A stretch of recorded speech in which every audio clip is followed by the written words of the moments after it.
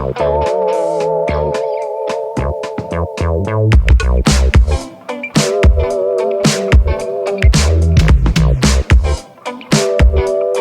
what's up guys? It is a beautiful spring day and I've got to turn my compost, so I thought I would use this as an opportunity to catch you up on what's been happening around the farm. Obviously winter was long and slow and didn't get a whole lot done outside on the farm, but now we're back at it and it's time to grow some stuff. Out here at the permaculture food forest, or at least what I hope will become a permaculture food forest, we've got some plants coming in really strong and it's looking great. So let me show you what we've got. You can see our hazelnut shrubs growing in real strong. We've got some strawberries and comfrey. This is the nutrient accumulator I talked about last time. Apple trees, cherry, blackberries.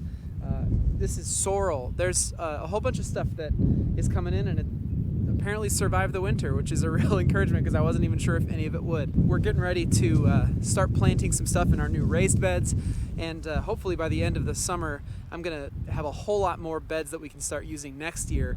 To grow all that stuff organically though, no dig, which is what we're trying to do here, I have to make a lot of compost. And so I'm a complete newbie when it comes to compost, but I have learned a few things just from my initial compost pile. So let's turn the compost and I'll show you what I've learned as we go. This is the compost bin that I built in a previous video. I added a wall so that I could pile it up a little bit higher. This is the third time that I've turned this particular pile. We try to use food scraps whenever we can from ourselves, from our family, but I'd be lying if I said that the majority of this pile was anything other than rabbit litter boxes. So that's a lot of hay, some wooden pellets, and of course lots and lots of little brown poops. This is what happens when you foster a ton of rabbits. Speaking of rabbits, this doesn't really have anything to do with composting, but just to kind of show you one of my weekly chores, I'm showing you how I clean out the litter boxes. Use a little bit of white vinegar and then a lot of scrubbing, and I'm pretty much able to make them look good as new. And hey, before you go judging me for my coveralls, this was a gift from my wife and I filmed this in February. They're very warm, so lay off me. We all have to make sacrifices sometimes. So yeah, dry them off and they are pretty much clean.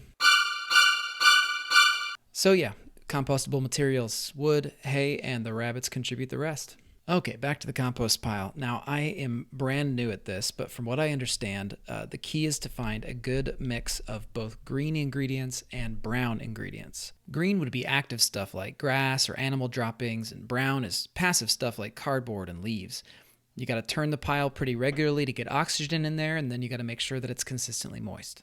All right, so there you go. So now I'm not so sure about the ratio between greens and browns in my compost, because even though I was under the assumption that I had way too much brown and not enough green, when I turned it, I realized there was some anaerobic composting going on, which means there wasn't enough oxygen getting down there. Maybe I needed to just turn it more, or maybe there's just more green in there than I thought and it needs to be offset with some more brown. The other possibility is I hear some people talk about covering their compost so that you can kind of control how much moisture gets in there. It was a lot moister than I expected it to be, so perhaps I need to cover it and then use more water throughout as I turn it just to keep it moist. So yeah, it's definitely making progress. It is breaking down, just not quite as quickly as I had hoped or expected. I'll keep coming back out here and trying to turn it and see what happens, and hopefully as I get working on this second pile, I'll start to tweak the mixture a little bit and see if I can throw in just enough greens and browns to make it work. So I still have no idea what I'm doing, but figuring it out as I go along. And you know, if I keep doing this, I'm pretty sure that in a couple of years I'm gonna have that rockin' farmer's bod that I've been talking about ever since the beginning. So anyway, hope you guys are doing well, and I will see you on the next video. Bye.